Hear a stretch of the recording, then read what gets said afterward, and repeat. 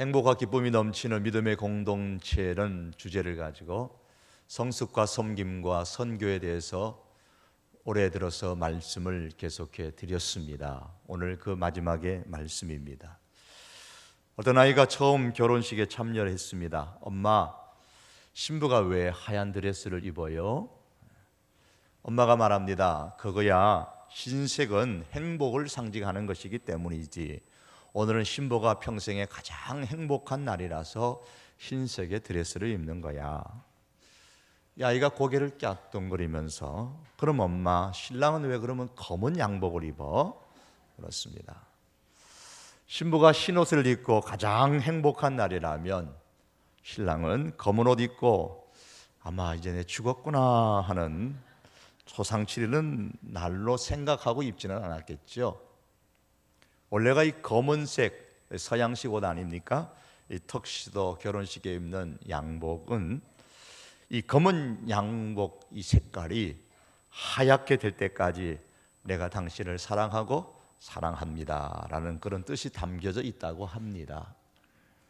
그렇다고 남편 되시는 분은 검은 양복을 아예 염색을 하지는 마시기를 바랍니다. 우리 신랑 되신 예수님은 검은 양복이 하얗게 될 때까지 신부인 우리들을 사랑하고 또 사랑하실 줄 믿습니다.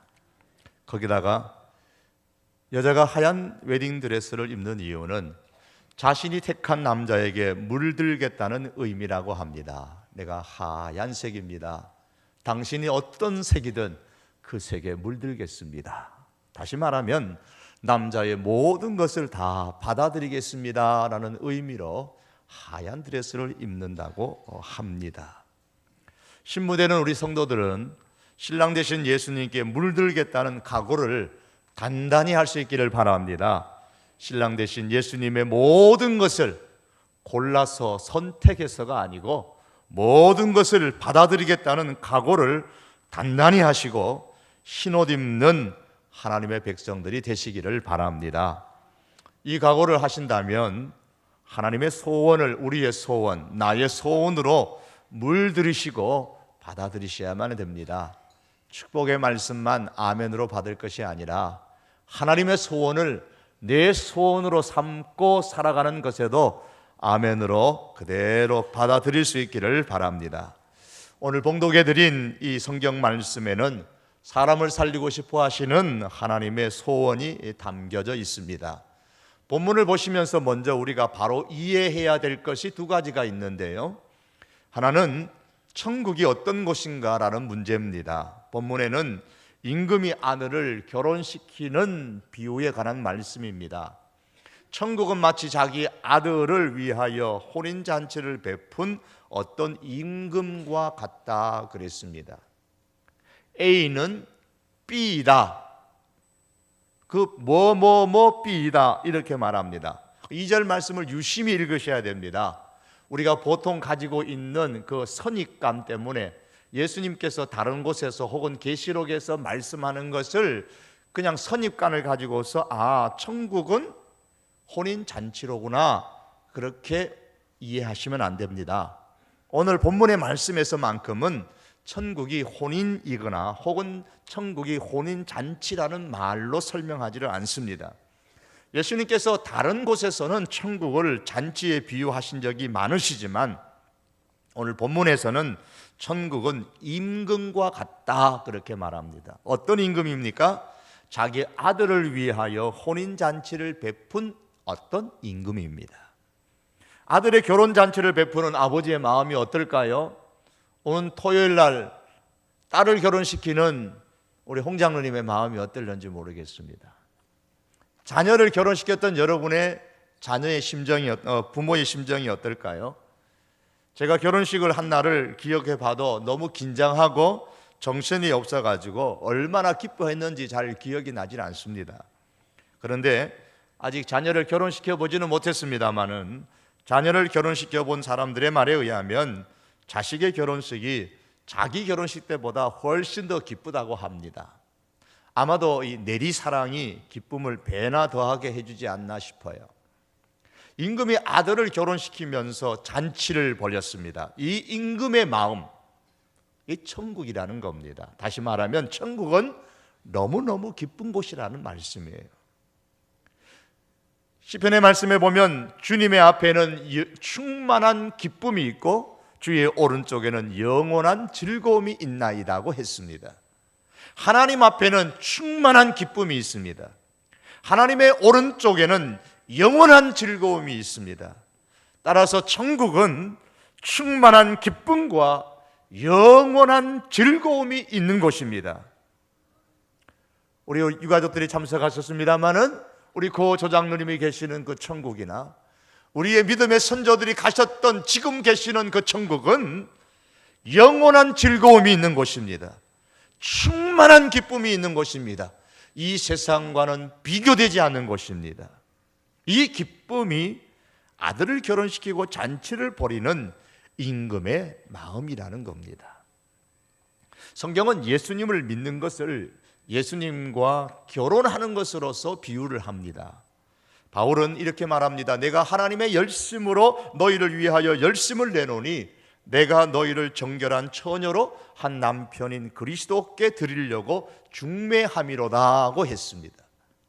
전도자 바울은 중매쟁이고 신랑은 예수님이고 우리는 신부고 하나님은 결혼 주례자이십니다.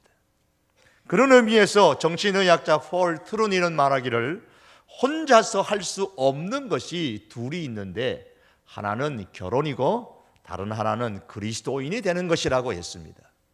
결혼을 혼자서 할 수 없는 것처럼 그리스도인이 되는 것도 혼자서 할 수 없습니다. 왜 그렇습니까?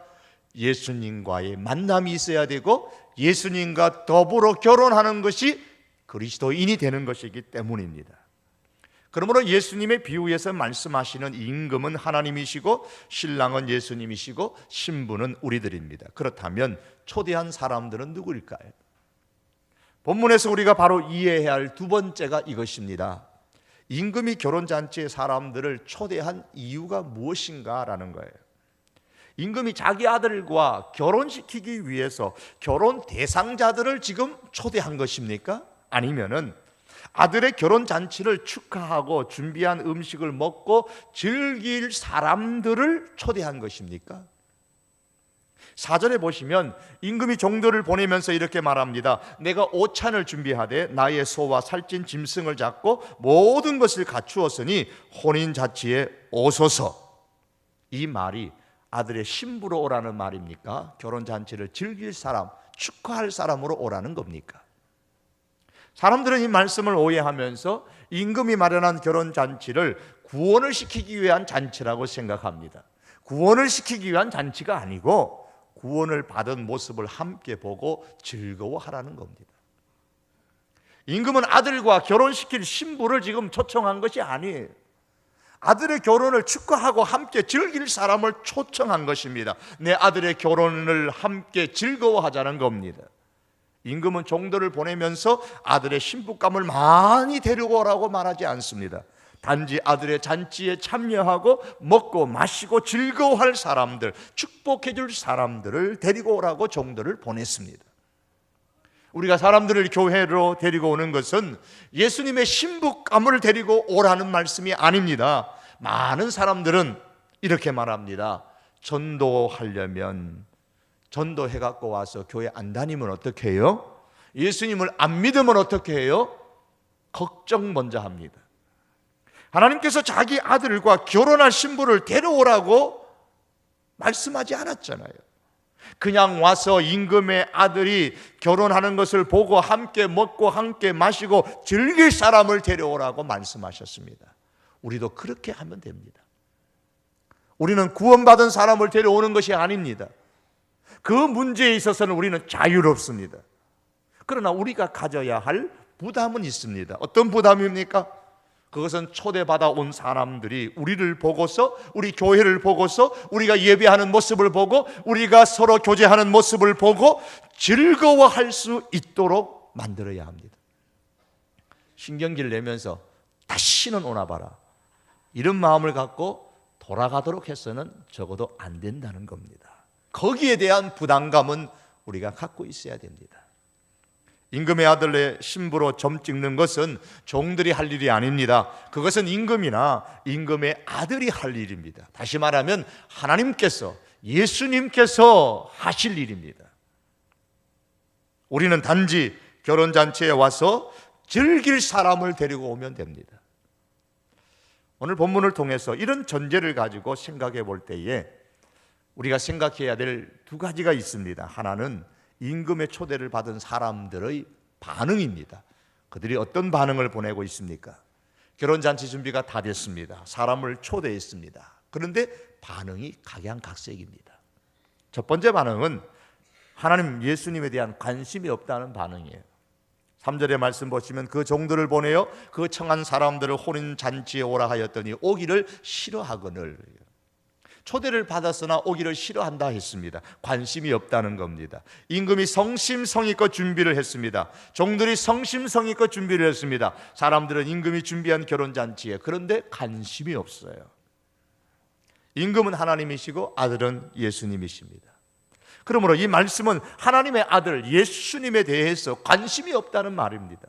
예수님께 관심이 없으니까 자연히 하나님께서 준비하신 풍성한 잔치에 대해서도 관심이 없습니다. 관심이 없을 정도가 아니라 싫다고 합니다.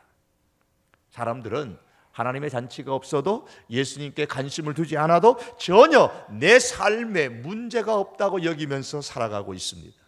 예수님이 없어도 난 사는데 불편함이 없어요. 이게 현대인들의 모습입니다. 오늘 우리들 가운데는 이런 분이 혹 계시지 않으시겠지요. 하지만 우리들의 주변에는 이런 분들이 매우 많습니다. 또한 한 반응은 살기 바빠서 돈 버는데 재미에 빠져서 시간을 낼 수 없다는 반응입니다. 5절에 보시면 그들이 돌아보지도 않고 한 사람은 자기 밭으로 한 사람은 자기 사업하러 갔다고 했습니다. 사람들이 초대에 응하지 않게 되니까 임금은 다시 종들을 보냈습니다. 모든 잔치가 다 준비되었으니까 와서 축하해 주십시오. 먹고 즐기십시오. 그런데 오늘 성경은 일부 사람들은 돌아보지도 않고 자기 밭으로 가고 자기 사업하러 갔다고 했습니다. 살기 바쁜데 잔치에 갈 시간이 어딨냐는 말입니다. 누가복음 말씀에 보면 예수님께서 길을 가시다가 한 사람을 보고 나를 따르라 그러셨어요. 그때 이 사람이 말합니다. 나로 먼저 가서 내 아버지를 장사하게 허락하옵소서. 그러면 예수님이 응당, 그래 그럼 가서 아버지를 장사 잘 지내고 와서 나를 따르라. 그렇게 하면 얼마나 좋겠어요. 그런데 예수님은 그렇게 말씀하지 않으셨어요. 죽은 자들로 자기의 죽은 자들을 장사하게 하고 너는 가서 하나님의 나라를 전파하라 그럽니다. 예수님도 무심하시지. 아버지 장례는 치르고 와서 따라야 할 게 아닙니까? 그렇지요. 장례는 먼저 치러야죠. 그런데 문제는 이렇게 말하는 사람이 지금 예수님께서 지나가시는 그 길에 나와 있다는 게 문제입니다. 유대의 장례 문화로 보면은 우리와 같이 아버지가 돌아가셨다면 이 사람은 지금 여기 길에 나와 있을 상황이 아닙니다. 아버지 장례식장에 가 있어야 될 상황입니다. 그렇다면 이 사람의 한 말의 의미가 이것입니다. 아버지가 지금은 살아계셔서 내가 예수님을 따르지 못하겠습니다. 그러나 아버지가 언제 돌아가실지는 모르지만 돌아가시고 나면 그때 예수님을 따르겠습니다 라는 그런 의미입니다. 그리고 이 사람은 예수님을 따르지 못했습니다. 무엇이 문제입니까? 현실의 우선권의 문제입니다. 지금 내가 당면하고 있는 문제 때문에 지금은 예수님을 따르지 못하겠다는 말이에요. 한 사람의 현실적인 우선권의 문제는 밭에 가는 것이에요.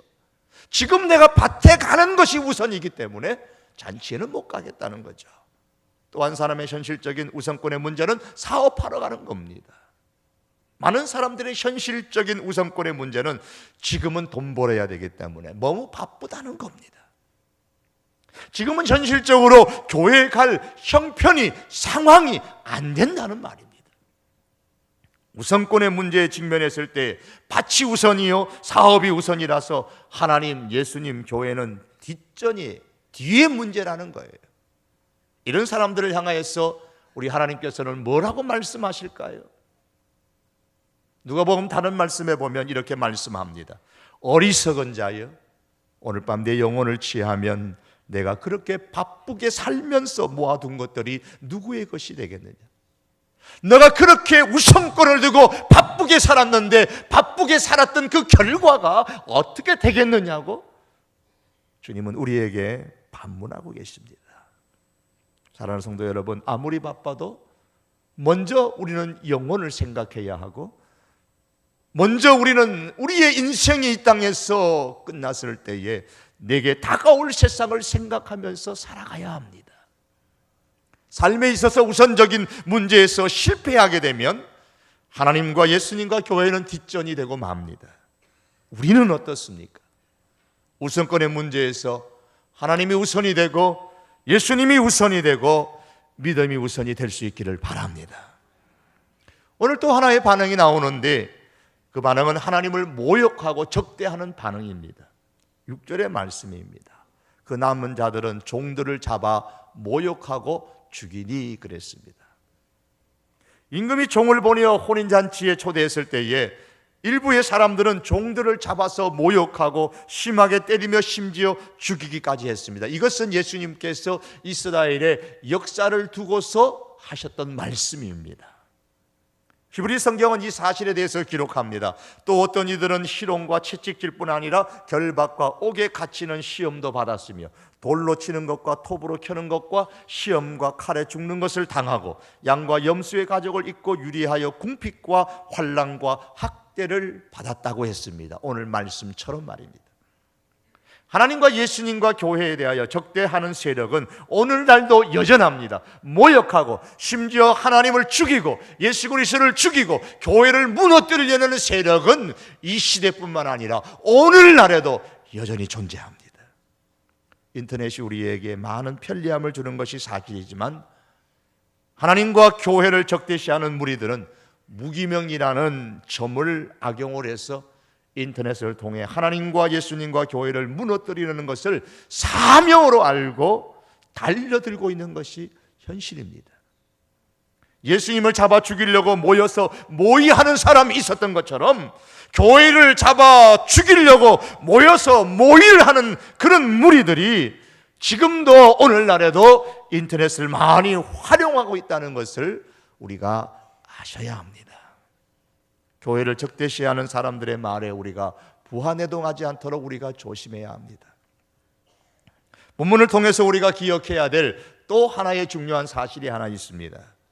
결혼잔치는 즐기는 자리뿐만 아니라 즐기는 자리를 넘어서 구원을 얻는 기회의 자리입니다. 결혼잔치는 오늘날 교회 시대에 적용한다면 즐기는 결혼잔치에 참여하지 않는 사람은 구원 얻을 기회를 스스로 버리는 것입니다. 왜 그렇습니까? 이렇게 초대 잔치에 오지 않았던, 특별히 모독하고 죽이는 사람에 대한 심판의 말씀이 7절 말씀에 나옵니다. 그리고 그 이하의 말씀에 보면은 이 세 부류의 사람들은 모두 다 임금에게 합당하지 않다는 결론을 내렸습니다. 7절에 보면 임금이 노하여 군대를 보내어 그 살인한 자들을 진멸하고 그 동네를 불살랐다고 했습니다. 심판하시겠다는 말입니다. 잔치에 참여할 기회가 주어졌지만 기회를 스스로 버린 사람들이 있다는 말입니다. 임금은 이러한 사람들을 군대를 보내어 잡아 죽이고 도시를 불태웁니다. 이것은 이스라엘의 역사입니다. 그들이 하나님을 멸시하고 하나님의 보낸 사람들을 모욕하고 죽임으로 인해서 그들의 나라가 망하게 되어졌습니다.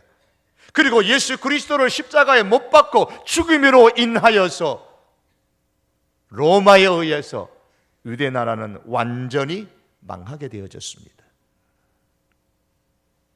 그리고 성경은 이들을 총칭하는 하나의 단어로서 바벨론이라고 하면서 바벨론은 망하게 될 것이라고 요한계시록에 말씀하고 있습니다. 사랑하는 성도 여러분, 사람들을 교회로 데리고 오는 것은 그들을 반드시 구원시키기 위해서 데려오는 것이 아니라고 말씀을 드렸습니다. 우리가 무슨 능력이 있어서 그들을 구원시키겠습니까? 구원은 오직 하나님께 있는 겁니다. 우리는 다만 그들에게 구원을 얻을 수 있는 기회를 제공하기 위해서 저들을 교회로 인도하는 겁니다. 우리는 적어도 사람들에게 하나님의 심판을 받지 않을 수 있는 기회라도 그들에게 만들어 주어야 되는 겁니다. 그렇지 않는다면 사람들은 구원 얻을 기회조차 갖지 못하고 하나님의 심판을 맞이하게 될 것입니다. 다음 주간부터 성도 새생명 전도 훈련을 받는 분들과 앞으로 받는 분들을 우리 약 28개 정도의 전도 소그룹 모임을 가질 것입니다. 저희 교회에서 처음으로 갖는 전도 소그룹입니다. 말 그대로 전도를 위한 소그룹입니다.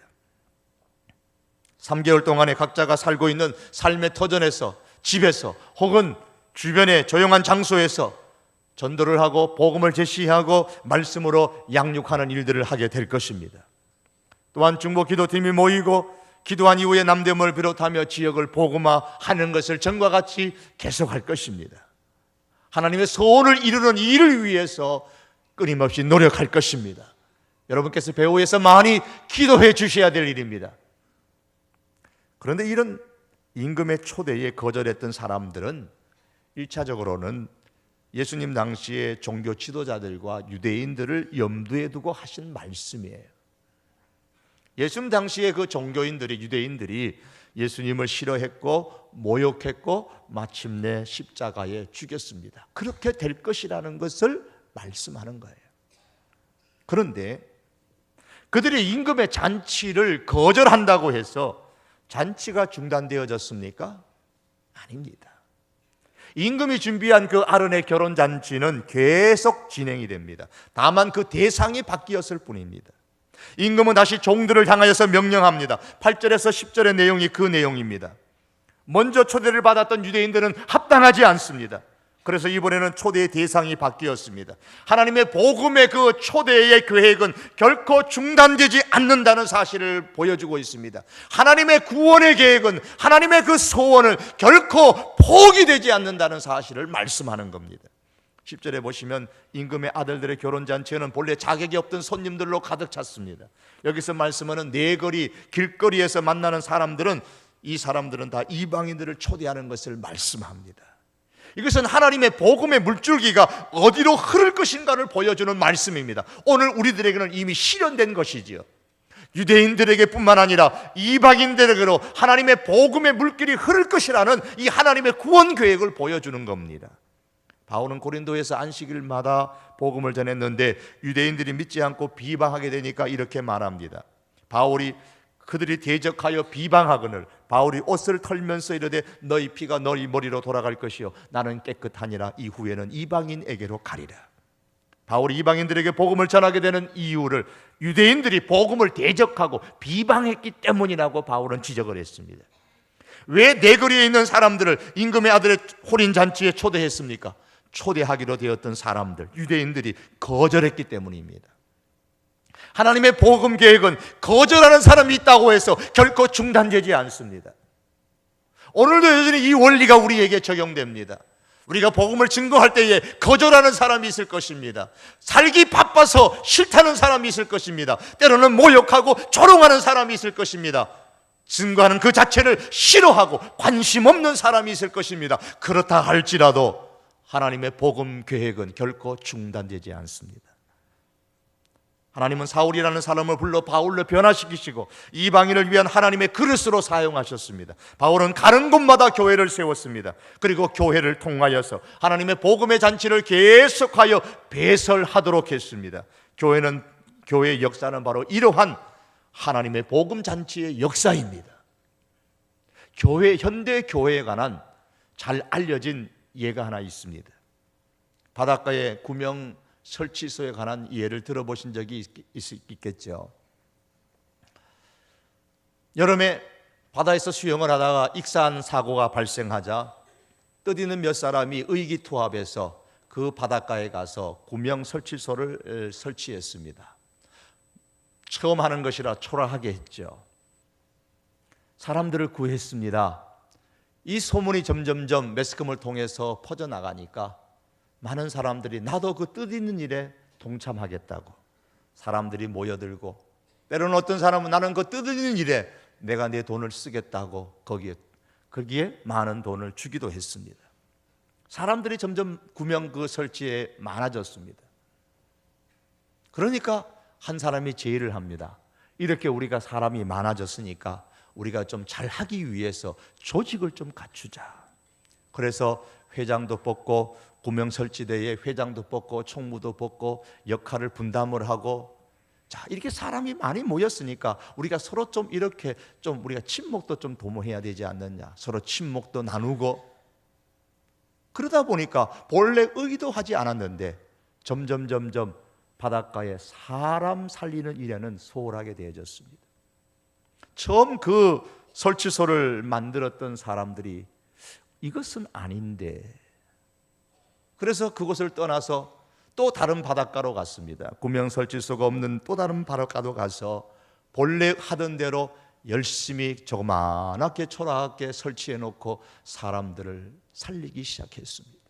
물에 빠진 사람을 살려냈습니다. 또 거기에도 사람들이 몰려듭니다. 그 뜨는 일에 우리도 동참하겠다고. 똑같은 일이 벌어졌습니다. 또 다른 곳으로 옮깁니다. 이것이 현대교회라는 겁니다. 교회의 본래적인 사명은 물에 빠져 죽은 사람들을 구원하는 것인데, 사람들이 모이고 세월이 흘러가면서 조직은 강화되어지고 사람들의 교제는 강화되어지지만 본래 해야 되는 사명을 잃어버린다는 거예요. 우리 성도교회가 해야 할 많은 다른 중요한 일들이 있겠지만은 사람을 살리는 이 일을 위한 복음을 전하는 것, 이것이 가장 우선적이 되기를 바랍니다. 이것이 하나님께서 이 땅에 교회를 세우신 목적이에요. 하나님은 이를 통해서 우리에게 행복을 주시고 기쁨을 주시는 것입니다. 책을 읽는 중에 이런 내용을 봤습니다. 1980년대 독일의 저명한 선교신학자인 바이어하우스라는 학자가 있었는데, 80년대 말에 이분이 한국 교회를 쭉 둘러보고 나서 한 30년 전이죠, 이런 이야기를 했습니다. 불과 100년 남짓 전 한국 교회가 이토록 성장한 것은 참 경이로운 일입니다. 하지만 지금부터가 중요합니다. 저는 한국 교회가 결코 독일 교회 전철을 밟지 않기를 소원합니다. 독일 교회도 경건주의 이후에 엄청난 교회 부흥이 있었지만 그 점차 쇠퇴해서 오늘날에는 슬프게도 소수의 노인들만 모이는 텅 빈 교회가 되고 말았습니다.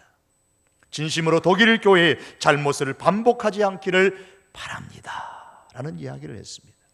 소수의 노인들만 모이는 텅 빈 교회, 이것이 독일 교회의 현 주소라는 겁니다. 제가 경험했던 유럽 사람들의 인식 속에도 교회는 나이 들어서 할 일이 없는 사람들이 가는 장소로 인식되어져 버렸습니다. 얼마나 슬픈 현상입니까? 오늘 우리 시대의 교회가 이렇게 되지 않는다는 보장이 어디 있습니까? 그가 말한 이후로 30년의 세월이 흘렀습니다. 교회들마다 아우성 치는 것은 젊은이들이 교회를 떠난다는 겁니다. 많은 캠퍼스의 젊은이들을 위한 그 선교단체들이 이구동성으로 지금 하는 말은 선교단체들이 너무 이제 힘이 없어졌다는 거예요. 왜? 젊은이들이 떠났어. 사람이 없다는 겁니다. 30년이 지나면서 이런 현상들이 서서히 한국 교회 안에도 일어나고 있습니다. 여러분, 우리 성도교회가 소수의 어르신들만 모이는 그런 텅 빈 교회가 앞으로 30년 뒤에 되지 말라는 법이 어디에 있습니까? 저는 이 땅의 교회가 독일 교회의 전철을 잘못을 반복하지 않기를 원합니다. 이 땅에 우리 조국 교회도 지금부터가 중요하고 우리 성도교회도 지금부터가 중요한 겁니다. 여기서 10년이 더 지나면, 여기서 20년이 더 지나면, 여기서 30년이 더 지나면 우리가 주의 복음을 증거하지 아니하면 여기는 소수의 나이 드신 어른들만 오셔서 예배드릴 겁니다. 어르신들이 귀하지 않다는 것이 아닙니다. 교회가 그만큼 힘이 없어진다는 데 문제가 있는 것이죠. 사랑하는 성도 여러분, 복음을 전하는 일이 우리의 삶 가운데 없이 어떻게 위에 우리가 주님 앞에 서서 주님을 볼 수가 있겠습니까? 저는 이제 말씀을 맺으면서 여러분이 익히 들으셨던 윌리엄 캐리의 좌우명을 소개하기를 원합니다. 하나님께 큰 것을 기대하라. 그리고 하나님을 위해 큰 것을 시도하라. 우리가 하나님을 위해서 큰 것을 시도하지 않는 한 하나님으로부터 큰 것을 기대할 수가 없습니다. 복음을 전하는 것은 하나님의 큰 일입니다. 큰 일 중에 큰 일입니다. 왜냐하면 이것은 하나님의 소원을 이루는 것이고 천국은 정말로 기쁜 곳이기 때문에 복음을 증거할, 소개할 가치가 있는 곳입니다. 사랑하는 성도 여러분, 기억하십시다. 하나님의 소원은 사람을 살리는 거예요. 그러므로 우리의 삶에서 사람을 살리는 일보다 더 위대한 일은 없고 사람을 구하는 일보다 더 보람 있는 일은 없습니다. 오늘날에도 그렇지 않습니까? 전철, 지하철, 철로에서 떨어져서 위험한 사람들을 구해주면 사람들은 이구동성으로 박수를 치면서 매스컴의 한순간에 위대한 사람으로 소개합니다. 하물며 육체의 한 생명뿐만 아니라 영생을 주는 생명을 구원하는데 어찌 우리가 박수를 치지 않을 수가 있겠습니까? 어찌 우리가 관심을 갖지 않을 수가 있겠습니까? 성도교회는 무엇보다 사람 살리는 교회가, 사람 살리는 교회로서의 역할을 감당할 수 있기를 원합니다. 지금뿐만이 아닙니다. 앞으로 계속 이 사명을 감당해야 합니다. 이를 위해서 우리 성도교회는 하나님의 소원을 내 소원으로 삼아서 사람 살리는 이 복음을 전하는 일을 최우선으로 삼고 그 속에서 인생의 행복과 기쁨을 누릴 수 있는 우리 모든 교우들이 될 수 있기를 주의 이름으로 축복합니다. 우리 한번 기도하십시다. 기도하실 때에 하나님, 우리 성도교회가 사람 살리는 교회가 되게 하시고 우리 조국 땅의 이 교회가 사람 살리는 그런 교회들이 되게 해 주옵소서. 이 땅에 구원받는 사람들이 더 많아지고 하나님의 나라가 힘있게 확장될 수 있게 하여 주시옵소서. 여러분 위해서 한번 기도해 주시고, 두 번째 기도의 제목은 우리 북녘 땅을 위해서도 한번 기도합시다. 우리 장로님 기도하신 것처럼 연일 전쟁을 일으키겠다고 야단입니다. 하나님, 이 땅을 지키시고 하나님께서 주장하여 주시옵소서. 전쟁이 일어나면 우리가 복음은 증거할 수 없습니다. 하나님, 이 전쟁을 막으시고 하나님께서 주장하여 주옵소서. 이 땅에 하나님의 평강을 주옵소서. 우리 다 같이 두 가지 기도의 제목을 가지고 우리 함께 기도하시겠습니다. 살아계신 여호와 하나님 아버지, 감사합니다. 주님 앞에 원합니다. 사람 살리는 일보다 더 소중한 것이 없음을 저희들 깨닫게 하시고 하나님 아버지, 텅 빈 교회로 하나님 앞에 부끄러운 모습으로 아버지여 존재하기 이전에 지금부터 저희들 더욱더 사람 살리는 이 일에 전심의 힘을 다하게 하여 주시옵소서. 더 이상 시간을 지체할 수 없음을 주여 저희들이 압니다. 더 이상 뒤로 물러설 것도 없음을 하나님 아버지 저희가 압니다. 여호와 하나님 아버지여, 우리 성도교회와 우리 온 교우들이 함께 마음을 합하여 기도하고 주시는 성령의 권세로 하나님 아버지 사람 살리는 이 일, 가장 위대한 하나님의 일, 하나님의 가장 큰 이 소원에 동참하는 저희들을 되게 하여 주시기를 원하옵고 기도합니다. 이 시대에 사람 살리는 교회로 하나님 쓰임받기를 원합니다. 주님 세워 주시옵소서. 자비하신 여호와 하나님 원합니다. 주님, 연일 하나님 아버지여, 전쟁의 폭언을 일삼는 저 북한을 주님 긍휼히 여기시고 김정은의 마음을 하나님께서 돌이키시고 군부의 마음들을 하나님께서 주장하여 주셔서 주여 이 땅에 하나님의 평강을 허락하여 주시옵기를 원합니다. 다시는 6.25와 같은 전쟁의 아픔이 일어나게 하지 않게 하시고 여호와 하나님이 주장하시는 권세로 말미암아 평화의 은혜가 이 조국 땅에 있게 하여 주시옵소서.